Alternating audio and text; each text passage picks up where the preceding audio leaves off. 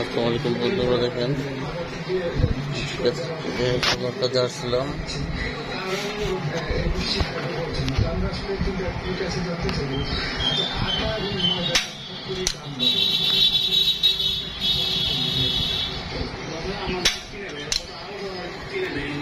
এটা ফায়ার হতো না।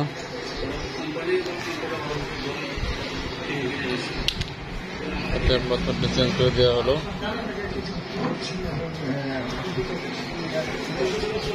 চালাটা নতুনই ছিল,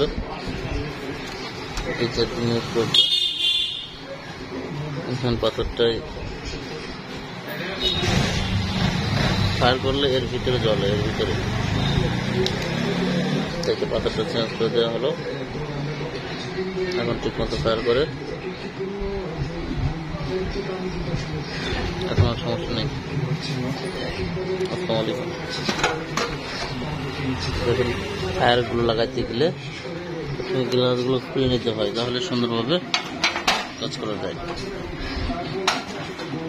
গ্লাসটা কিন্তু আপনার দুটো নাটের উপর লাগানো থাকে, যেমন এই